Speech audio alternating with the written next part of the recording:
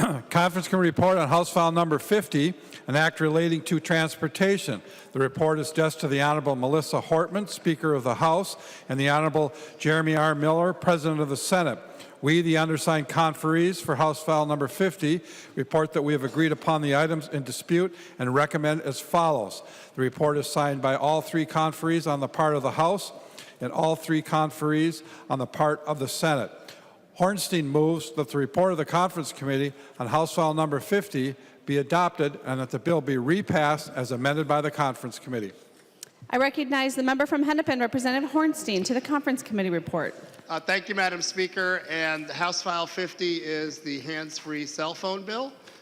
We had an excellent conference committee. I wanted to thank Representative Neuer, Representative Petersburg, also Representative Torkelson played a role as well.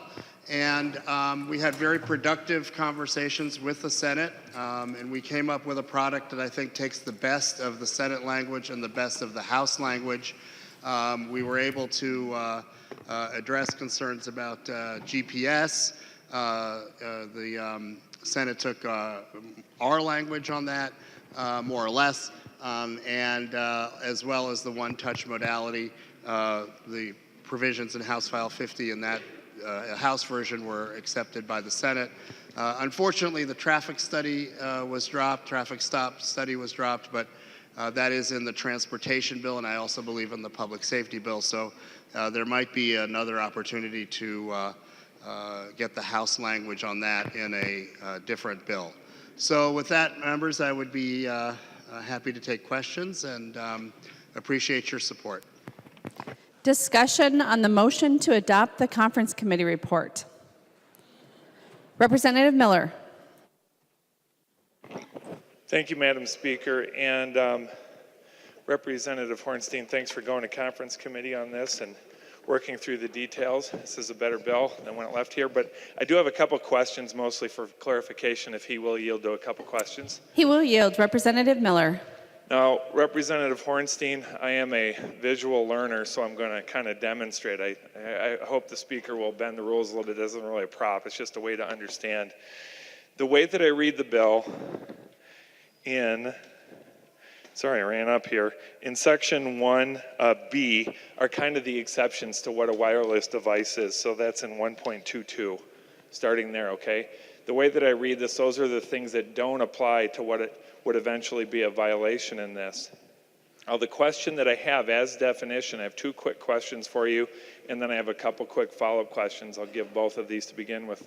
So, Madam Speaker and Representative Hornstein, can I have this phone, because it talks about it has to be permanently affixed, integrated into the vehicle, can I have this mounted with one of those suction cup devices? Can it be on? And then also, and my follow-up question will make more sense with this, my wife was very kind to me and gave me a nice Apple Watch this Christmas, and it's a standalone. Can this be on my arm while I'm driving? Representative Hornstein. To your first question, yes, you can affix a phone to the dashboard, etc. But I would not. You can wear your watch. But I wouldn't recommend taking a look at that while you're driving. That would, and again, members, this is an important couple of questions because we want to emphasize that hands-free is not distraction-free. There's still distractions, and what I think law enforcement and the safety community and the many businesses that are supporting this bill would recommend is to limit to the most degree possible any distractions you have in the vehicle. So that would answer your question. Representative Miller.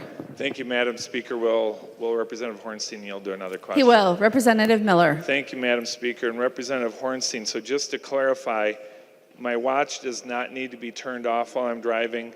My phone that's sitting in a harness does not need to be turned off while I'm driving. Is that correct or incorrect? Representative Hornstein. My understanding, again, is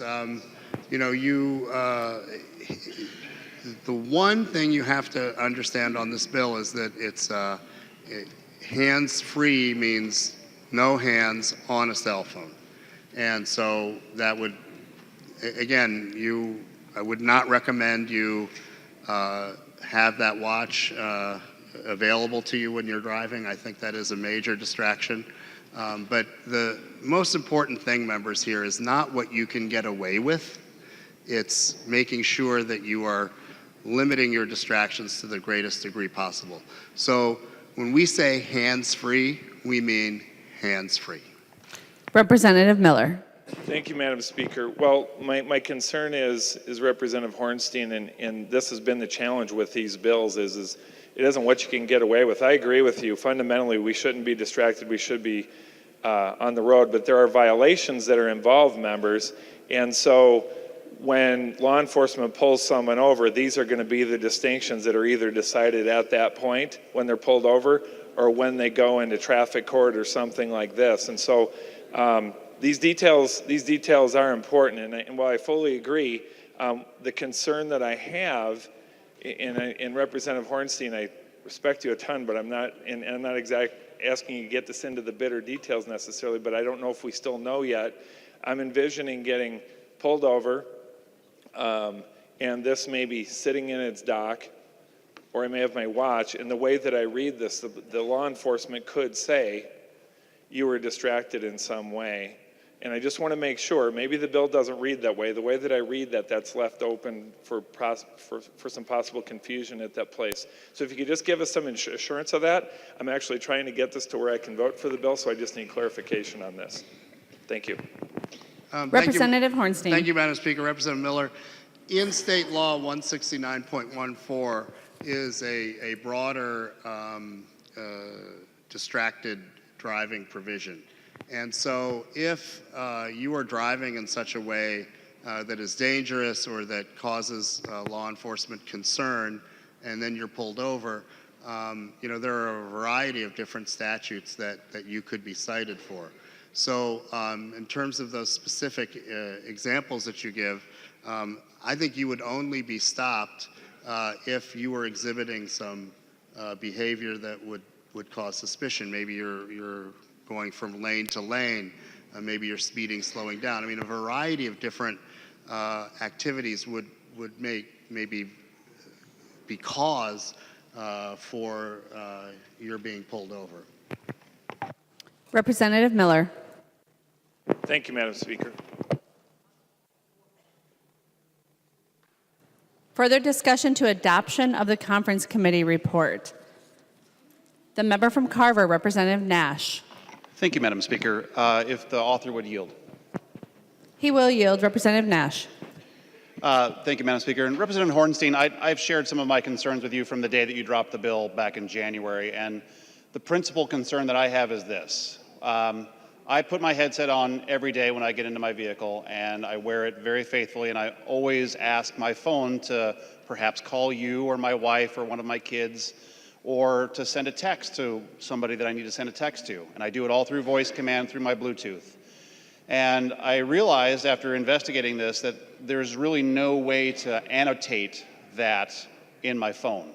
And you and I have talked about this, and I haven't really gotten an answer back from the manufacturers of the phones because I've asked their lobbyists to provide me information. So my concern is this, and I've talked to law enforcement officials both in my county and other counties and municipalities. If I were to send a text message to you utilizing voice command through my headset and then get pulled over, I think you just said because I might be driving erratically or speeding or whatever, you said that that's a reason that I might get pulled over. According to my law enforcement friends, they said that if they were to look at my phone and they saw that I had sent you a text message 12 seconds before I got pulled over, or a minute before I got pulled over, that there's no way to flag that it was done via Bluetooth. And I still have a concern about that because if I'm acting in good faith, as I do, and I'm trying to use voice control like I do, and I send the text to you, my law enforcement officials say, I'm going to get a ticket. And I haven't heard that being addressed in the bill. And I don't know what came back from that mysterious place we call the Senate. But if you could help me understand that, because I'm trying to find out for the people who are like myself that wear the headset every day, that are doing the right thing, and they may be sending a voice activating a call, or they might be sending a text via Bluetooth, which is legal. I'm just trying to find out, how do we make sure that if they get pulled over, that they're not going to get ticketed and potentially jam up the courts in fighting it by saying, look, I was using my Bluetooth, because there's no way to prove that that happened. So if the author would maybe help me understand that a little bit better, I'd appreciate that. Representative Hornstein. Thank you for the question, Madam Speaker. Representative Nash, again, I want to emphasize, if you were in a hands-free mode, then what you're doing would be acceptable under this law. Representative Nash. Well, thank you, Madam Speaker. But Representative Hornstein, I think you understand the scenario, because we've gone through it a number of times. If I have my headset on, and I'm not going to say it because my phone will actually do it, but if I were to say, hey, insert name of the voice companion here, send text message to Frank Hornstein using my Bluetooth headset, and then get pulled over, there's no way for me to disprove that I was using voice activated through my headset. That's my concern. My concern is that we're going to create a gotcha moment for people who are acting in good faith, who are trying to comply with the law, who understand the need for people to not be a distracted driver. Because we've all heard the stories, and they're compelling, and I want to make sure that we're doing the right thing, but I want to also make sure that we're doing the right thing by the people who are trying to be a conscientious driver like myself. And I'm just trying to find from you some help in being able to describe to my constituents or people who would have the same concern, because they have. And I've spoken to the lobbyists who represent Apple and who represent the various Android manufacturers, and they're telling me, Jim, there's no way for us to annotate in the text message using a symbol of like Bluetooth. There's no way to prove that that text was sent using hands-free. That's my concern, Mr. Chair. If you would be able to allay my concern, I would greatly appreciate it. Representative Hornstein. Thank you, Madam Speaker, and Representative Nash. My understanding is that phone forensics have come to a place that you might be able to make the case in your defense that way. But again, you are exhibiting some behavior on the road in this scenario that's causing the law enforcement person to stop you. So again, it's not recommended that you drive in any way that would raise suspicion of being very distracted and putting yourself and others in danger. But I do believe that the phone forensics would be able to absolve you of that. Representative Nash. Thank you, Madam Speaker. Well, Representative Hornstein, I have done the research, and I've talked to people who are manufacturers of the phones, and there is apparently a piece of software that is trying to be developed, but it's not ready yet. So the software is nowhere near to be ready to be in the field. So I have concerns, and I want to make sure that we're reducing distracted driving. I do. But I also know that there are thousands of people who want to comply with this law and yet still be able to utilize their Bluetooth either through their car or their headset or whatever and be compliant with the law that you're about to propose. But I haven't heard a good answer. And having you just say, well, it's close to being done, or I think the forensics is there. We're about to vote to create something that's going to go to the governor and will be signed into law without having gone the extra mile to create an understanding or a provision that would require something to be done technologically. So, Representative Hornstein, I want to vote for this. I do. And I'm still on the bubble as to what I'm going to do, but the question that I have asked still has yet to have an answer that is definitive. And you and I are friends, and you know that I want this to become something that is going to be good for Minnesota, and I want it to protect people who are on the road. But from my perspective, having something that's sort of maybe kind of ready to be utilized from a forensics perspective is not necessarily something that I think is what Minnesotans want. So if you could, again, you probably have spoken to maybe more people than I have as the author. Help me understand this. Representative Hornstein.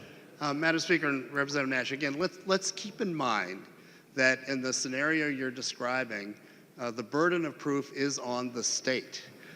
You are not required to turn over your phone in this situation or hand over your Bluetooth device. And so I don't think that, you know, you're not required to hand over this or you know, the forensics would be, you know, part of any kind of proceeding. But again, the burden of proof is not on you in this situation. Representative Nash. Thank you, Madam Speaker. Well, Representative Hornstein, I'm going to disagree with you here. And we can maybe hammer it out later, but I did speak to law enforcement, and I did run a scenario past them. I said, so if you were to see me driving erratically, and you made you pulled me over and you felt you had probable cause, could you actually get to my phone? And they said, yeah, we could. And if they look and they see that there's a text message that was just sent, there's no way for me to prove that it was sent legitimately. So that's my concern, Representative Hornstein. I hope you can answer it. Apparently, Representative Edelson's trying to whisper some answers in your ear, but I'm still unconvinced. I want to be convinced. Thank you.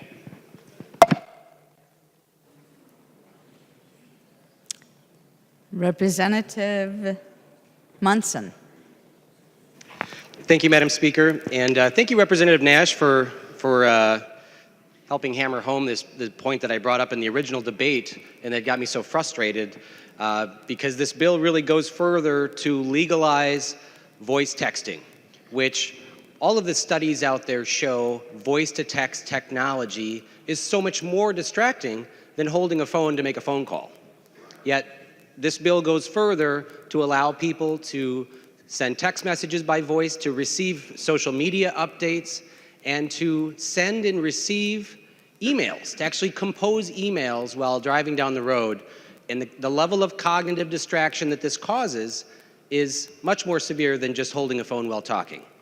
But I really appreciated the debate here on how we can enforce this law, because I have constituents in my district, as many of you do, who have lost family members due to distracted driving, where someone hits them, causes injury or death, and they want to seek justice. They want those people to be prosecuted more severely for distracted driving. Yet it's my understanding this bill only has a $200 fine, and if you cause an accident for just because you were texting, and I just heard Representative Hornstein say, you're not required to hand over your phone. So in other words, the police aren't even able to enforce this law, and it sounds like there's some confusion, because I was talking to police officers too, because I had grave concerns over handing over my phone over the accusation of distracted driving, when this is more than just my records of who I call and who I text. This has all my photos on it, it has my medical records, it has a lot of data on here that I don't want to be turned over to anybody, for privacy concerns, for Fourth Amendment protections. So I'm glad to know that you are not required to hand over your phone, but it really makes this bill unenforceable. You know, I heard Representative Hornstein say that the burden of proof is on the state. Well, that means, that's fine. That means, according to Nash's argument, because the cell phone carriers can't prove whether something was sent text by using your thumbs or sent by voice, or whether the phone call was initiated with Bluetooth or not, the state will never be able to prosecute this, because they will never be able to prove beyond a reasonable doubt that you didn't send it hands-free. So now we're creating a law that's never going to be prosecuted. It's never going to give justice to people that are here to witness us passing something that they want. They want us to crack down on distracted driving. And during Representative Miller's questioning, it does say in the bill that it has to be permanently affixed. And putting it in a suction cup mount is not permanent. Representative Miller has his phone here today. It is not permanently affixed to his car. So that having a phone in front of you doesn't appear to be legal under this law. Even though Representative Hornstein may be subpoenaed to every court case in Minnesota from now until eternity to testify that this wasn't his intent, it does say permanently, and you're allowing something to be temporarily affixed. And when I do voice to text, and I tell my phone to send a text message to Representative Hornstein that I'm going to be voting no on his bill, my phone actually prints the text right in front of me. And I've seen so many people that use this technology in the car look at their phone while they're doing it, okay? Hands-free is a misnomer. We want eyes on the road. We want eyes on the road. That's what we should be focused on, not hands, okay?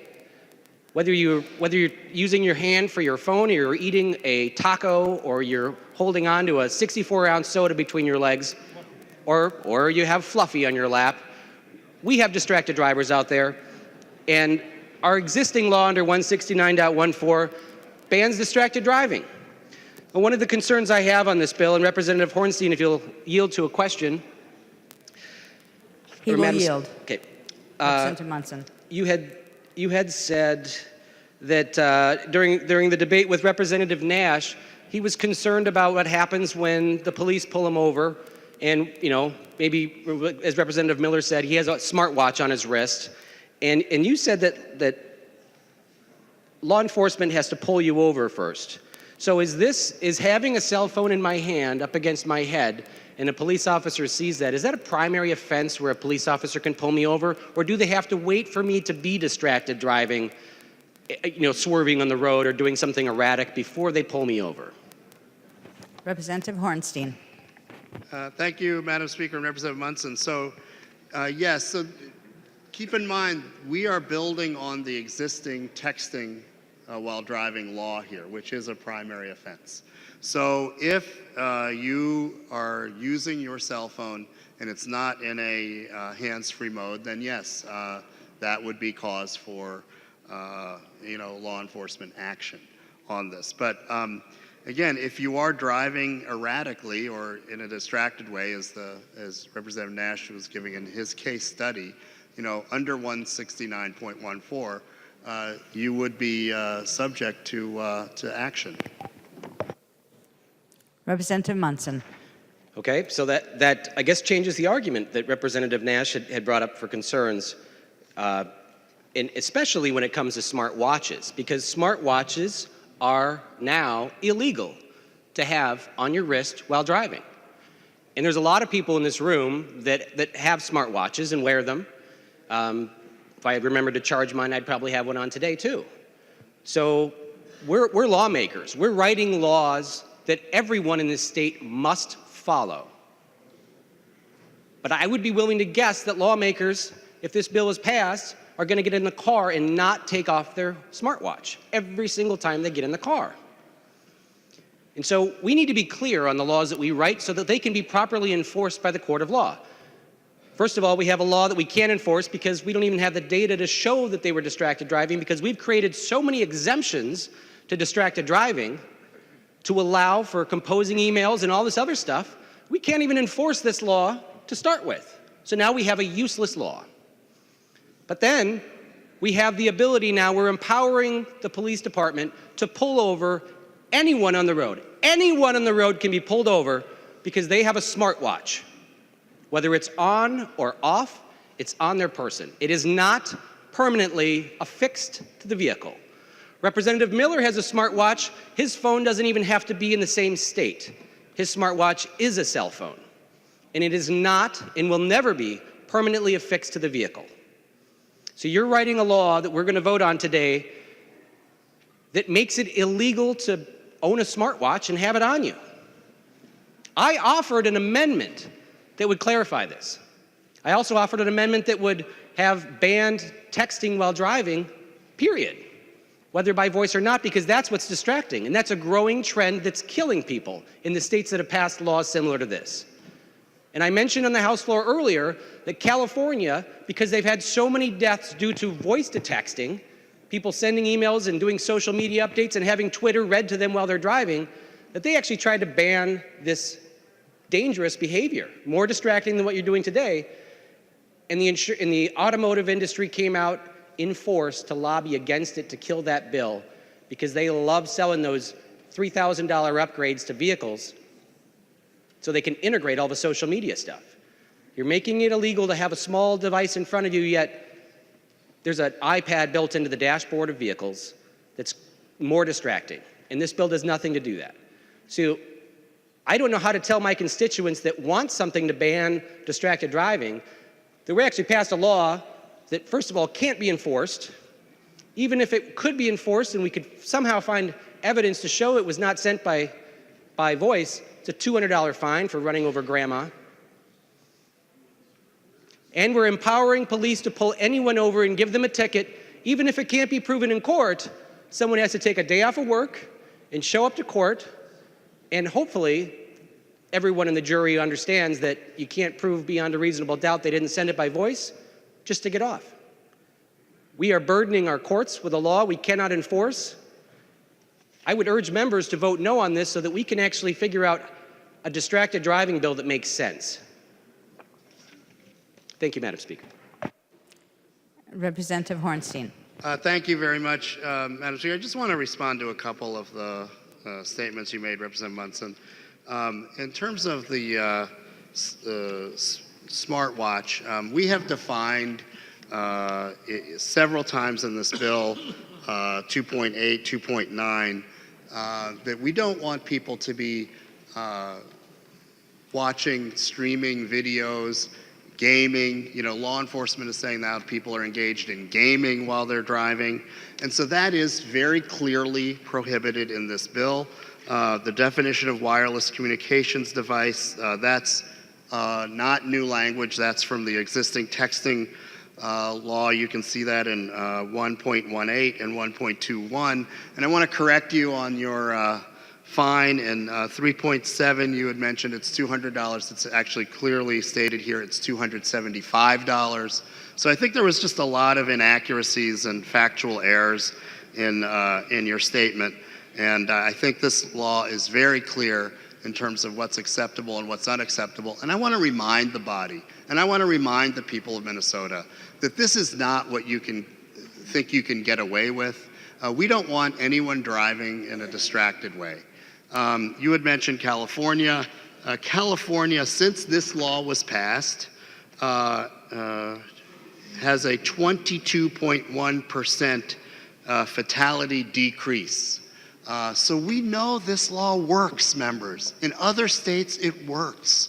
22.1% decrease in fatalities after the hands-free law. So this will save lives. It is clear, and members, I would urge a yes vote. The member from Freeborn, Representative Bennett. Thank you, Madam Speaker and members. And I would just like to stand in support of this bill. And I want to thank Representative Hornstein for carrying this bill. I would like to also thank Representative Uglum last session for carrying this bill. It's been a process. And there is no perfect bill, as Representative Hornstein said. This is not a perfect bill. But I do believe it sends a clear message. It sends a message that says, you should not have your phone in your hand and your eyes on your phone. And that's what we're trying to get at here. And there's many, many types of distracted driving. We're never, ever going to cure all of that because we're all human and we think we're superhuman and we think we can do it and drive at the same time. But it will send a message. It has been proven to be effective in other states. I am not one to add more regulation onto people. I hate that, actually. But sometimes it's just the right thing to do. And in this case, I do believe it's the right thing to do. So thank you, members. Thank you, Madam Chair. The member from Anoka, Representative Stevenson. Thank you, Madam Speaker, and it's a real pleasure to stand in support of this bill. This was actually the very first bill that I signed on to as a member of this House, and I just wanted to speak about a couple of the issues that have been raised by other members and maybe clear up a few misconceptions. I think what Chair Hornstein said a few moments ago is just very important that everybody keep in mind, that ultimately in our criminal justice system, the person who's accused of wrongdoing doesn't have to prove anything. The burden of proof rests upon the state, and as someone who is a prosecutor, that's very important. And it rests upon the state as to each and every element of the offense. And so it would not be sufficient just to show that a text was sent and that the person was driving. You would have to prove as a prosecutor that you were not following this law, that the phone was in your hand, that you were not abiding by the exceptions in this statute. And that burden would be on the state to prove, not on the individual to prove. There's also been some questions about whether or not police could get the phone. And again, Chair Hornstein's correct. You have no obligation just to hand over your property to the state when you're asked for it. But that doesn't mean it's not enforceable, because people refuse to turn over property to the state. That's evidence of a crime in all sorts of criminal investigations. And we have a method for dealing with that. It's called a search warrant. And we get those all the time. And if there is probable cause to support, that's something that could happen here. So it would be, you would be able to prosecute this. I feel very confident of that. Not to mention, there's a lot of great evidence that someone is using a phone inappropriately that doesn't rely upon the phone itself, of having the phone in your possession. For example, the police officer might just see that the phone is up at the person's ear, while they're driving. That'd be pretty good evidence that was happening. They might see that, this. I'm sure that you've all seen this. I've seen it when I'm out driving. The phone's up at 12 o'clock position on the steering wheel as you're driving around. The person's texting and driving. That'd be really good evidence. You wouldn't need to have a warrant to figure that out. You could just have the testimony of the officer. I saw with my eyes that person had the phone up by their ear. So that's pretty good too. The last thing I want to clarify is just this idea that somehow this bill is going to make smartwatches or other devices illegal because they're not permanently affixed. And I think that's just a misreading of this statute. The permanently affixed stuff is in the definition section of what constitutes a wireless device. And so if it's not permanently affixed, it's a wireless device under the definitions here. But then under subsection 3 here, it's on page 3, starting in line 3.8, there's exceptions that saying that you can have these devices if you're not using them up by your ear, if they're in hands-free mode, or so on and so forth. So you have to read the bill in its totality to understand how it operates. This is a great bill. It's not a complete solution, as Chair Hornstein said on the very first time we debated this bill on the floor. It's not going to solve all of the problems we have with distracted driving, but it will make a difference. And that's why I'm so pleased to support, and I'm so pleased that former Representative Uglem is here with us today to see this happen. I'm just so happy that Representative Uglem carried this bill for so many years. I'm pleased to support it now. Representative Uglem and I don't agree on everything. He's a Republican, I'm a Democrat, but that doesn't matter. Distracted driving kills. And so I'd ask all members to have a green vote today. Since his name has been mentioned a couple of times, I'd like to recognize that Representative Mark Uglem from Champlin, who served in this body from 2013 to 2018, is with us on the House floor today.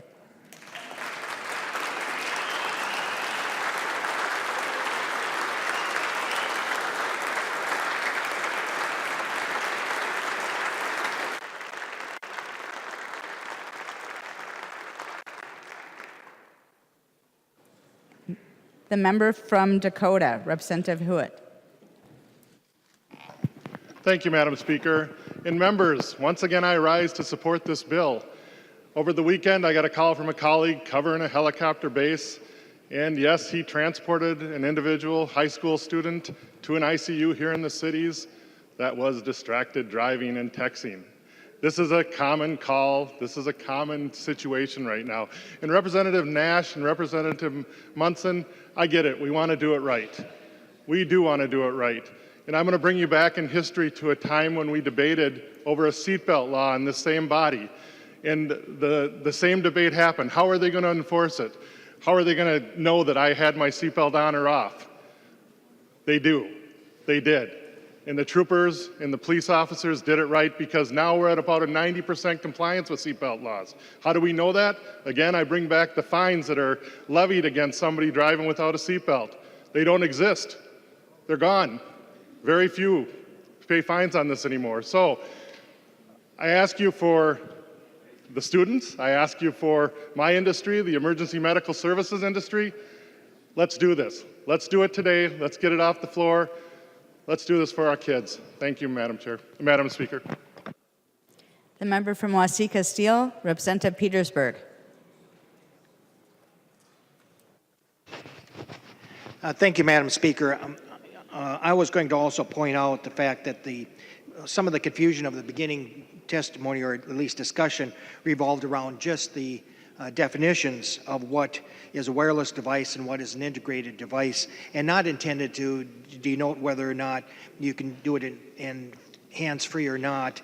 And later on, we do talk about the exceptions, which includes wireless communication devices and et cetera. We also were talking about, heard at least discussion about how smartwatch or Fitbit might not qualify. Well, all my kindergarten kids that I'm aware of and my grandkids knew the difference between a wrist and a hand. And something on your wrist is not in your hand, period. I mean, that's just the way it is. It doesn't make, that's pretty clear to me. In regards to the concerns in regard to whether or not you voice activated a text or you did it with your hand, the police officer would need to see it in your hand in order for it to be a text that way. And I think that's fairly clear in the fact that even today, when we have a very stringent anti-texting law, if a police officer stops them and they say, no, we're just putting in a GPS, the police officer has to accept that because they can't verify one way or the other. So I think this is very good bill. I think it's one that we need to pass. It's one that really will help keep our roads safer. I know that when I'm driving, I want to have the person coming towards me not distracted by something that he's holding in his hand and looking at. You know, there is a little bit of difference between eating an apple or a taco or something in which you actually can do that without looking at it. And so you're keeping your eyes on the road. So maybe that's another part that we have to deal with, but currently we're dealing with hands-free in regards to electronic devices. I will also share with you, some of you may not know this, but the first 100 years that automobiles were in existence, we didn't have cell phones. And we were able to survive and we were able to drive and stay focused without those cell phones. And you know what? I think we can still do that. I think we can still figure out how we can set down our electronic devices and how we can use the activated, voice-activated programs to keep us safer. And I think that technology is there and it's something that we can use. And it's just now a matter of discipline, something that we can do. So this bill needs to be passed. I think it's a great bill. And I thank Chair Hornstein for bringing this forward. Thank you. Representative Detmer. Thank you, Madam Speaker. And Chair Hornstein, you know I support your bill. And you also gave me a hearing on my bill, House File 104. In fact, the members might want to check out Senate File 75, which passed off the Senate yesterday. And it's a companion bill of House File 104. And I'm waiting to get a hearing in public safety with Marani as the chair. I know my bill pretty much covers more of the penalties of distracted driving, whereas the first penalty would be $150, the second $300, and the third $500. There's also a clause in my bill that would require the commissioner to have an education component that any new driver's education programs would have to also cover distracted driving and the penalties associated with that distracted driving, and also any new laws that we might have. And also, my bill would also include criminal vehicle homicide, that there's problems with the people who are killed during a distracted driving incident or have great bodily harm.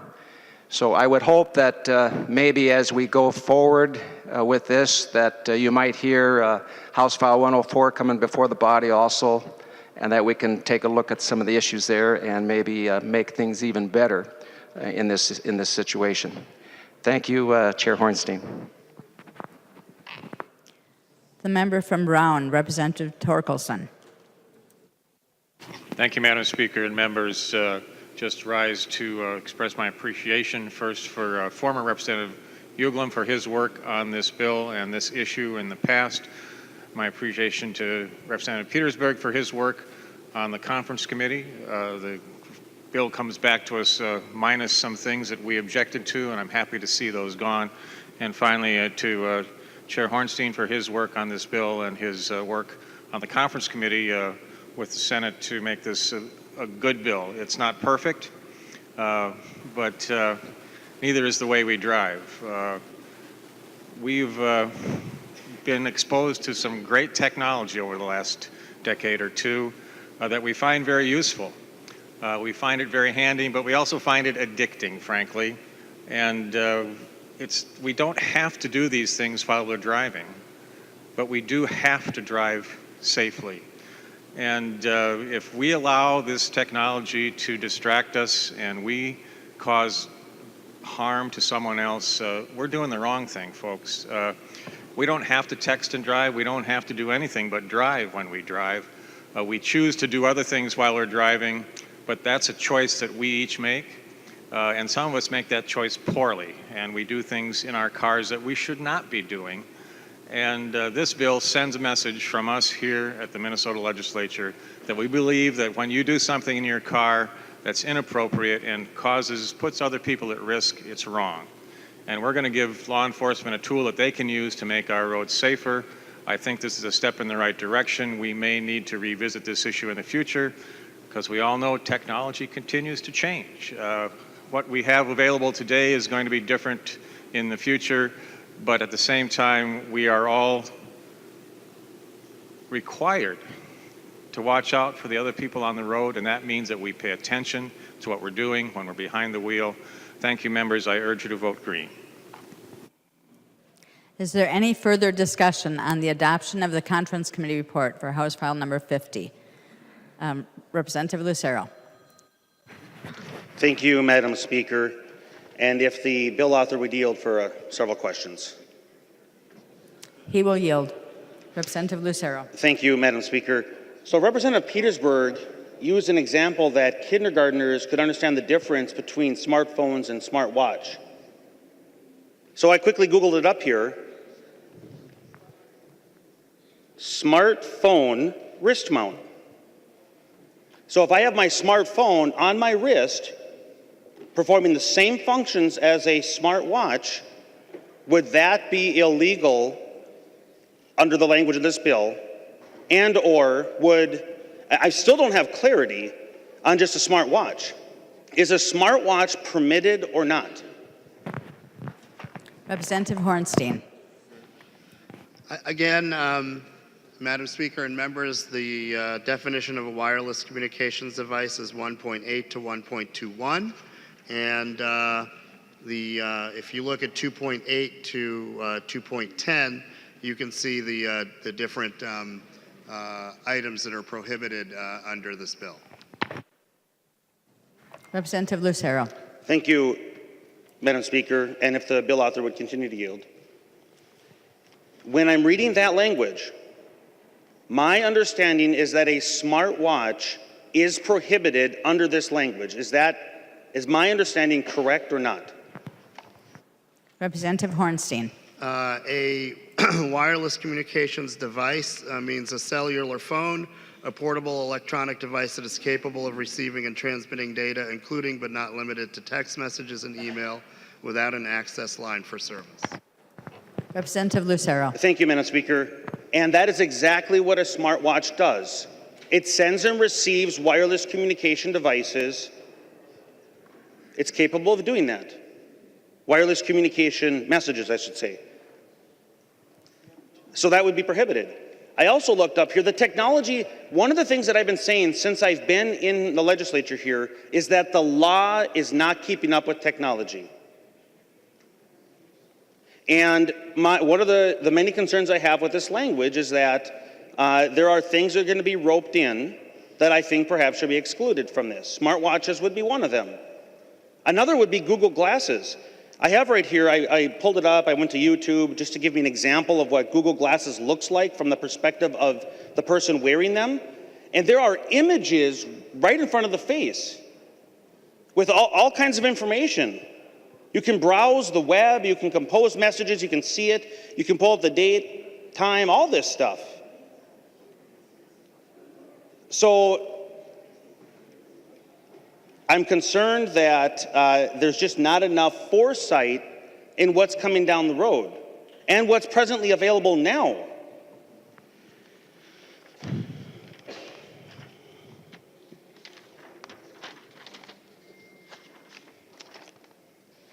When this bill was on the floor here a week or two back, I saw the language that it was written something to the effect of it expressly prohibited holding the phone, or holding the phone was in the definition of using the phone, even though it wasn't being used to actively send and receive messages or type. It just simply holding the phone, whether on or off.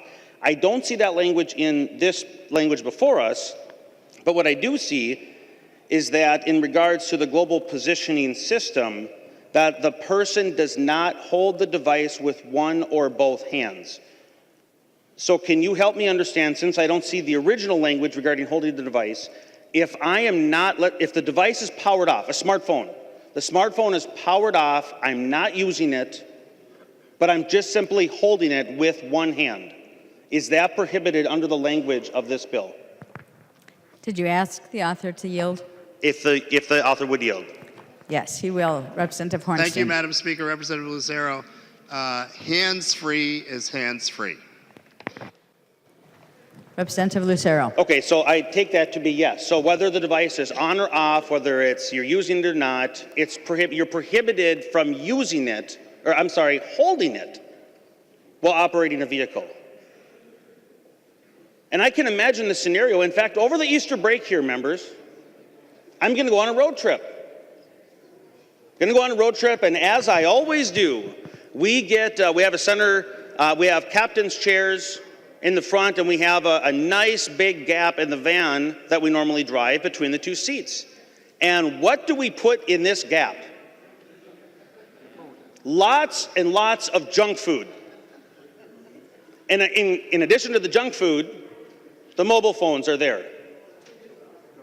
So I can imagine if I'm moving this stuff around, trying to grab the water or the Red Bull or maybe the Bugles or the corn nuts, I have to grab my phone powered off to move it. In that act, I am breaking the law. That to me is an absurdity. I understand the intent, but here again, it's an example where there are some scenarios that could be included in this that we're going to bring people in as violators of the law that shouldn't be.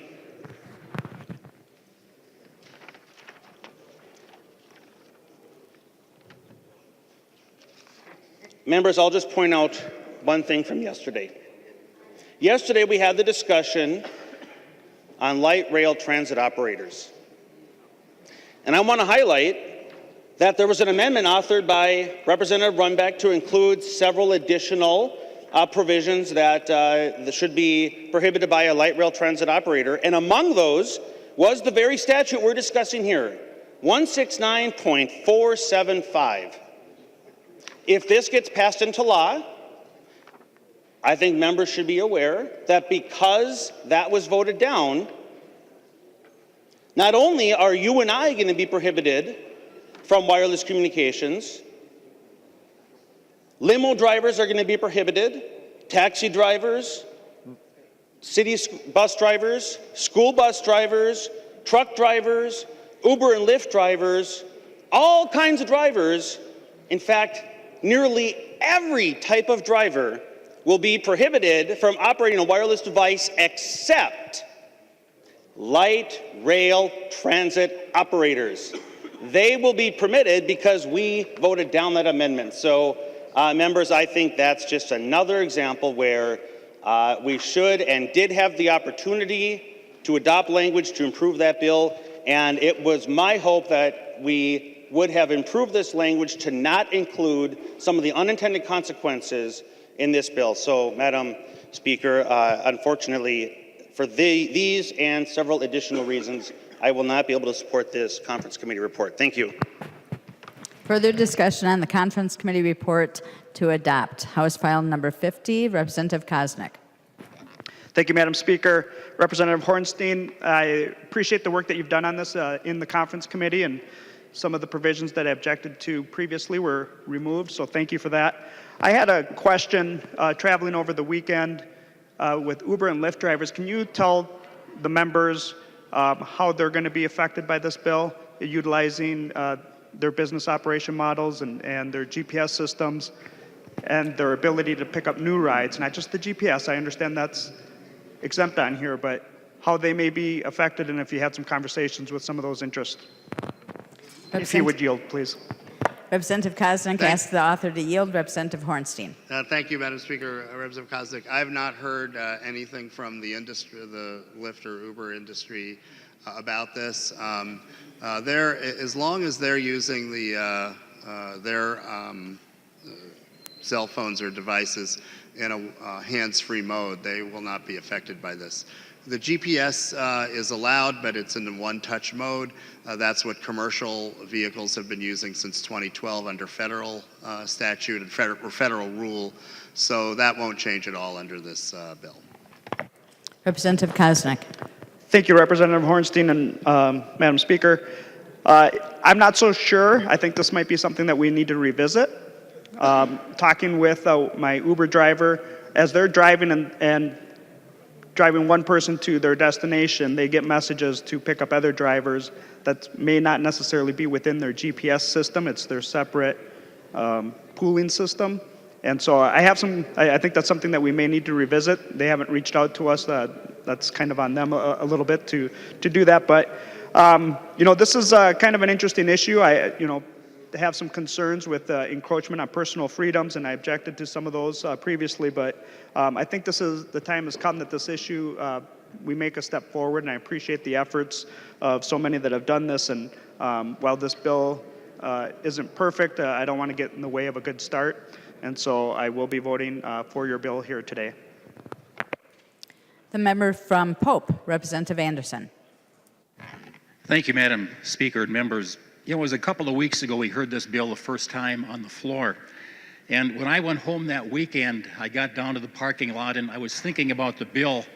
And I took my phone and I put it in the center console of my car and said to myself, I'm not going to use it. I'm not going to call on the way home. And it was 3 hours of temptation on the way home. But just the act of putting it away and saying to myself, I'm not going to use my phone. And, we're here today and coming up with a lot of valid technicalities that may prove problematic in the enforcement of a bill such as this. But I think the message that we need to send to the people of Minnesota is just don't do it. When you're driving, just don't do it. Put it away.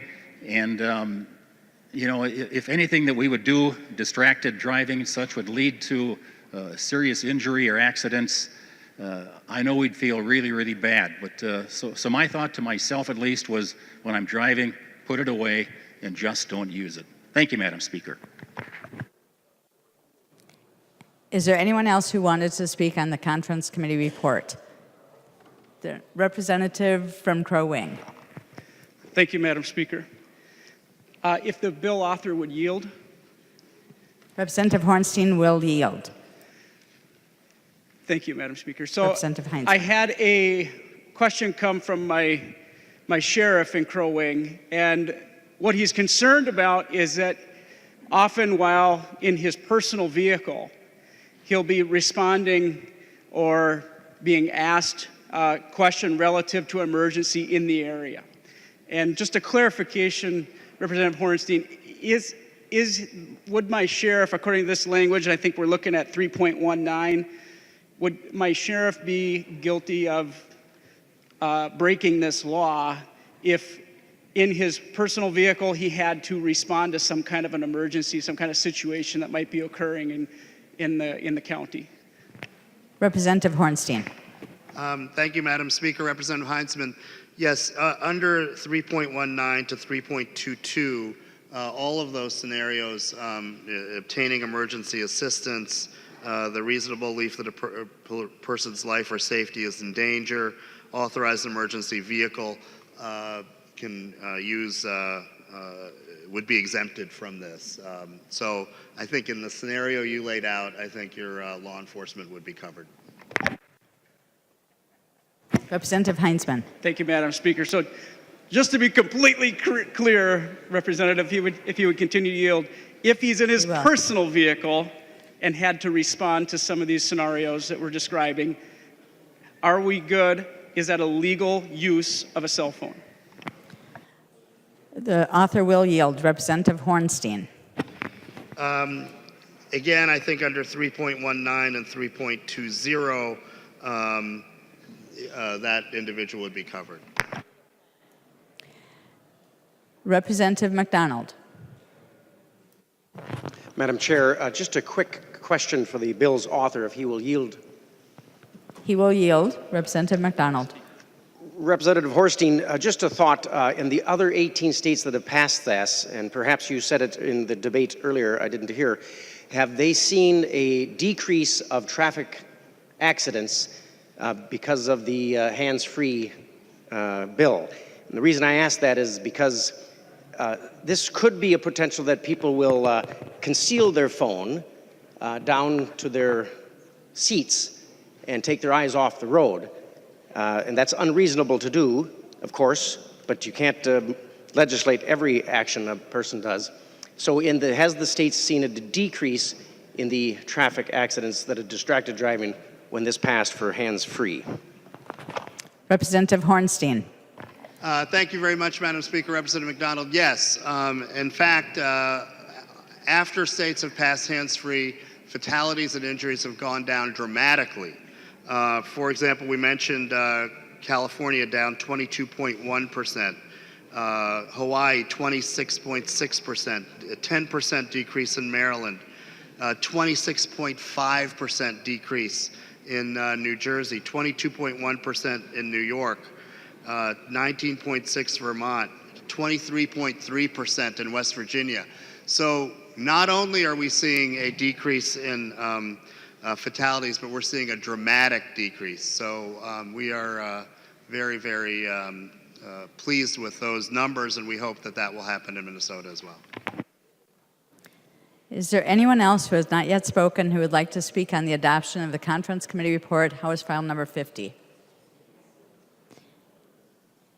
Calling on Representative Munson. Thank you, Madam Speaker. If the author of the bill would yield for a question, please. He will yield. Representative Munson. Thank you, Madam Speaker.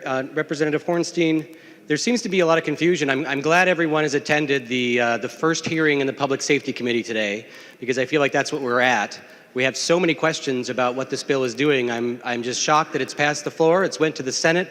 They've somehow made this smarter and brought it back to us, and we still have a plethora of questions. And there seems to be a lot of confusion around what's legal, what's not. I hear a lot about you saying that this is in your opinion. I hope this doesn't do this. And again, police are going to be enforcing this law. So if I have a cell phone that's turned on, can it sit on the passenger seat while I'm driving? And is that legal? Representative Hornstein. Thank you, Madam Speaker. Representative Munson. If you're not holding the cell phone, that's totally fine. Representative Munson. Okay, and again, thank you for answering. It doesn't say that in the bill, and it says that it must be permanently physically integrated. And it's frustrating because we have chargers that just built into the armrest in my wife's truck that charge her phone wirelessly. So I'm glad that's going to still be legal, but it's confusing because we're asking police officers to enforce this bill in the courts to enforce this based on the language in the bill, and there seems to be a lot of confusion. Madam Speaker, if Representative Dean would yield to a question, please. Representative Dean will yield. Representative Munson. Thank you, Madam Speaker. Representative Dean, we had some discussion earlier when this bill was first heard on the floor about its enforcement and about how this bill can possibly be somewhat discriminatory towards people who may not have physically integrated systems in their car. And I'm wondering, because of the district that you represent, will you be telling your constituents that if they're pulled over by the police because they're wearing a smartwatch or they are suspected of using this phone improperly, will you be telling your constituents that they don't have to give the police the phone when they ask? because Representative Hornstein said that they don't have to hand the phone over to the police. Representative Dean. Thank you, Madam Speaker and Representative Munson. I mean, if that's what's in the bill, that's what I would assume is required. You know, we've talked a lot about technology in our conversation. We talked about technology and newer cars, how they have this Bluetooth built right in. Well, I don't have a newer car. My car is really old, and this would be my hands-free. They're called headphones. You plug it into your phone, and there's this new technology called Siri, and I can just ask Siri to place the phone call, and Siri will make that phone call for me. So, you know, the residents or the people in my district, should they get pulled over, they would be in the same situation as all other parts of the state relative to what's required of them when an officer pulls them over. Hopefully an officer is pulling them over for just cause and not just pulling them over. You know, there are lots of concern. I know there was lots of concern when we implemented the seatbelt law regarding that and officers' conduct. So, you know, I think our officers are very smart. They're very well trained, and they will do what's asked of them relative to the law. Thank you, Madam Chair, and thank you, Representative Munson. Representative Munson. Thank you, Madam Speaker. And would Representative Hewitt yield to a question, please? Representative Hewitt will yield. Representative Munson. Thank you, Madam Speaker. Representative Hewitt, you also brought up the seatbelt law that was passed through this body many years ago. You know, even though flight attendants seem to be really insistent on explaining to me the intricate workings of a belt buckle every time I get onto the plane, really not much has changed in seatbelt technology during my lifetime. I'm wondering, Representative Hewitt, could you, do you know when the original legislation that Representative Hornstein worked on against texting, do you know what year that was passed into law? Representative Hewitt. No. Representative Munson. Thank you, Representative Hewitt, for that short answer. It was passed in 2006. And Representative Hewitt, if you would continue to yield for a question. He will continue to yield. Representative Munson. I don't know if you're an Android guy or an iPhone guy, but do you know when the iPhone was released, when it was invented? Representative Hewitt. No. Representative Munson. It's going to be a great campaign video right there. Speaking on the House floor, I don't know if that was your first time, but the iPhone actually was invented the year after the anti-texting legislation. It was in 2007 in, I think it was June 29th it came out. So we pass legislation sometimes in advance of technology, and then when technology comes out, we have to look back at the legislation that we passed and see, well, does this apply to it or not? And that's what they consider in the court of law. When you say, well, it looks like smartwatches are already covered under this law because it says you can't do wireless, communication device. They also take into consideration that the date the law was enacted. Well, if it was enacted in 2006, and we went back and touched on it now, but really didn't want to touch that section, the iWatch was invented in 2014. And so it's pretty easy to think that the original legislation, the intent of that, doesn't apply to smartwatches. But we have some representative here, the author of this bill, who should know it in and out, says it does apply to watches. We have a member of the conference committee that says it doesn't. We have a member of the conference committee that says his kindergartners say it doesn't apply. There's a lot of confusion here, and we have people that will be pulled over in districts. I know that you were concerned about racial profiling when you originally passed this bill off the House floor, which is why it had that I think it was $250,000 to study racial profiling. And honestly, it has me concerned because we have now the decision on the floor that the watches, the smartwatches, apply to this. And it's not just looking at the text messages that appear on my watch, but it's actually just wearing it makes it illegal. So if you want to pull somebody over in North Minneapolis, you just look for a smartwatch, pull them over. And as Representative Hornstein confirmed, this is a primary offense. you can pull someone over for having a smartwatch. They are breaking the law. You can pull them over. And police officers think they can take your phone. Representative Hornstein says they can't take your phone, and it's nowhere in this bill is it clarified. Now we can talk about how to unlock the phone. Thanks to Apple, they have this facial recognition software, so as you're handcuffed in the back of the squad car, the police officer can lean in and unlock your phone for you, and then go through your phone. But I've got concerns around this bill.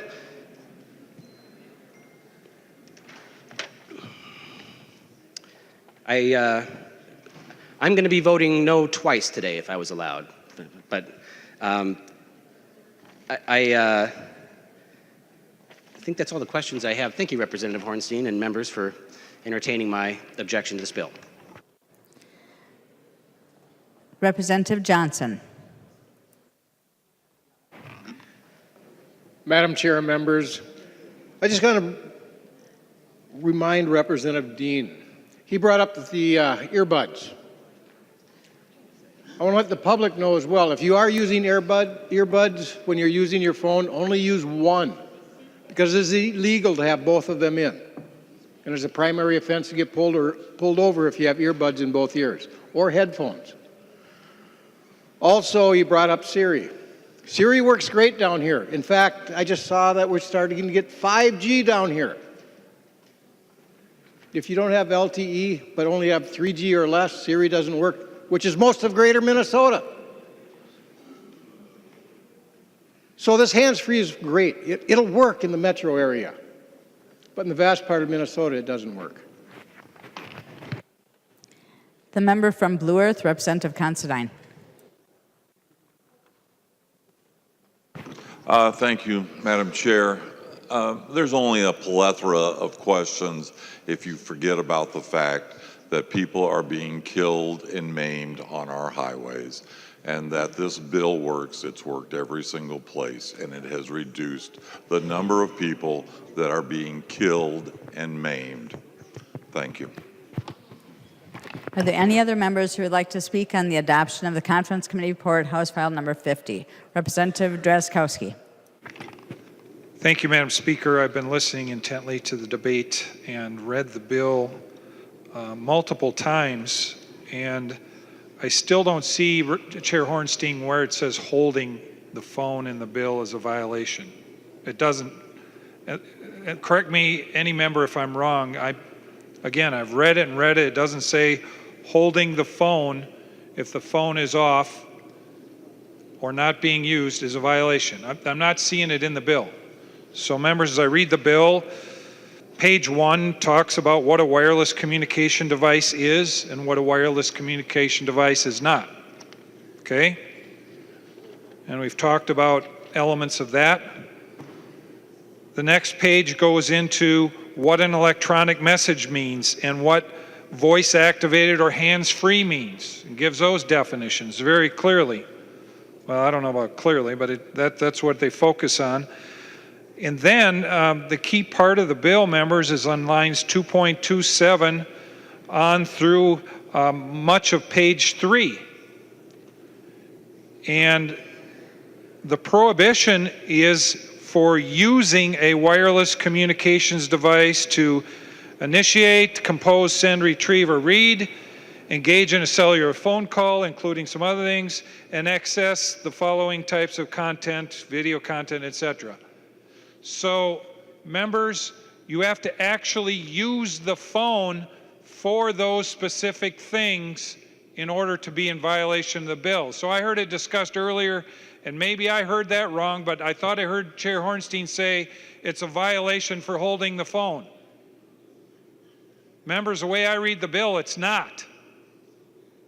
The bill says if you got the phone, the bill does not say if you have the phone in your hand and you're not using it for one of those things, you're not in violation. So we have a difference of opinion on this. Would the author yield, Madam Speaker? The author will yield. Representative Drazkowski. Thank you, Madam Speaker. Representative Hornstein, help us out here. Did I shine some light on this, or am I missing something? The author of the bill, Representative Hornstein. Madam Speaker and Representative Drazkowski, we thoroughly vetted this bill with law enforcement and other safety experts, and they are very clear that this is pertaining to hands-free. 2.17 to 2.20 mentions that in the bill, and so I think this is very clear, and I think the language has its intended uses for law enforcement to enforce this law. Representative Drazkowski. Thank you, Madam Speaker, and thank you, Chair Hornstein. Well, Representative Hornstein, again, it doesn't say holding in the bill is a violation. Nowhere. But it says you have to be using the wireless device to do those 3 different categories of things outlined in the bill on the bottoms of page 2 and the top of page 3. So if I am going down the road and get pulled over simply because I have the cell phone in my hand, the police are going to say, and Representative Stevenson pointed out, you get into court of law, it's going to be he said, she said. Now, if it's me and the police officer, who is a court going to believe? Yes, that is rhetorical, members. They're not going to believe me. And simply for holding the phone when the law says, if this does become law, that you actually have to be using it for those 3 intended purposes in the bill, I'm going to be hung out to dry by our legal system for something I didn't do. The bill is not ready for prime time, members. Representative Munson and others have pointed out the difficulty with this bill and difficulty with interpreting it and understanding it and the difficulty with implementation and the things that people can get in. I've just pointed out one thing here. This bill is not ready. It's going to cause heartache and problems for the people of Minnesota. It's just not ready. I encourage you to vote no. Thank you, Madam Speaker. The member from Martin, Representative Gunther. Thank you, Madam Speaker. Members, I just looked at this introduction of bill sheet, and we're at 2828 this year. These are not all new laws. These are recodifications of existing laws that are making them hopefully better, or they won't pass the committees. Chairman Hornstein, this is a great first step. Thank you. We are not done yet. We will revisit this bill in the future as technology and everything else dictates. So all these people are saying, I'm not going to vote for this bill yet. I'm saying I am, because this bill is going to save thousands of lives. So members, think about that. 2828 is a pretty important statistic, and we will revisit this often. Thank you. Members, is there any person who has not yet spoken who would like to speak on the adoption of Conference Committee Report, House File Number 50? Representative Mason. Thank you, Madam Chair. Members, this concept of distracted driving has been with us since at least 2010. We have gone over this issue again and again, and it seems like whatever issue somebody comes to me with, when they're finished with that main issue, they always bring up their concern about distracted driving. I mean, it's commonplace. I use 35E to see somebody with a cell phone to their ears. And everyone is seeing this. They expect us to take action already. It's a matter of public safety. We need to pay attention to our constituents. We need to get this bill in law. Thank you. Is there any other member who has not yet spoken on the adoption of House File, the Conference Committee Report on House File Number 50? Representative Petersburg. Thank you, Madam Speaker, and I would just wanted to point out some of the concerns that I've heard here. If you look on 2.29, it says the vehicle upon a street or highway is prohibited from using wireless communication device to do the 1, 2, 3, and 4 that was currently talked about having to be done. Now, those are actually prohibitions. And if you look at 3.14 and 3.17, you will clearly see that it says the person does not hold the device with one or both hands. I think both of those are fairly clear as to the intent of this bill. Thank you, Madam Speaker. There being no further discussion, all those in favor of the motion to adopt the Conference Committee report on House File number 50, say aye. Aye. Those opposed, say nay. The motion prevails. The clerk will give the bill its third reading as amended by conference. Third reading, House File number 50, as amended by conference. Third reading as amended by conference. Any further discussion?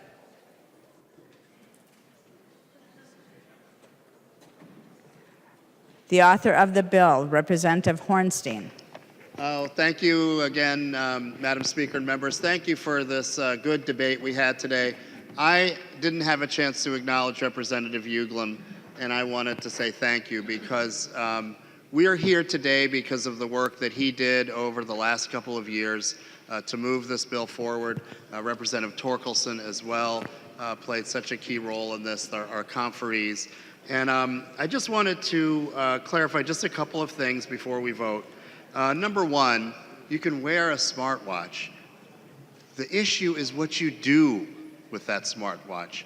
Don't watch games. Don't use it for video streaming. That's the issue here, and one of the members said that some of these traffic safety or distracted driving laws are absurd. Well, members, what's absurd is what people do behind the wheel. What's absurd is that they're watching movies, they're texting, they've got their phone to their ears, they're not keeping their eyes on the road. That's what's absurd. And then Representative Drazkowski, you talked about heartaches and problems for the people of Minnesota. The heartache that we felt when we were hearing this bill over and over were the heartache of the people that had lost friends and family and relatives to distracted driving accidents. They were the ones that moved this bill forward. They were the ones that changed hearts and minds on this legislation. Members, we know this bill will save lives. We know it has had dramatic impact in other states where it was passed. We will become the 17th state, plus the District of Columbia, to pass this bill into law, and we will have safer roads because of it. I ask you to vote green. Any further discussion?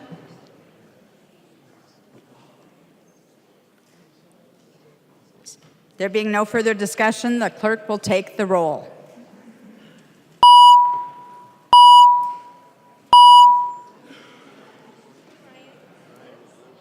I'll get it.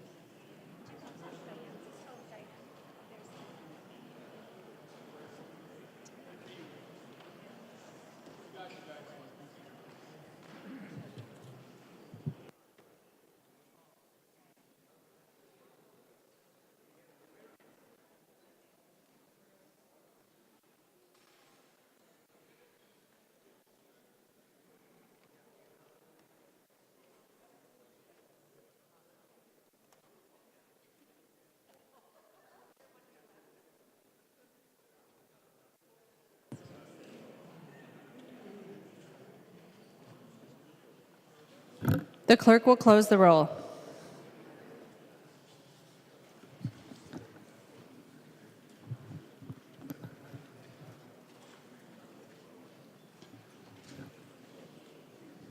There being 107 ayes and 19 nays, the bill is repassed as amended by conference and its title agreed to.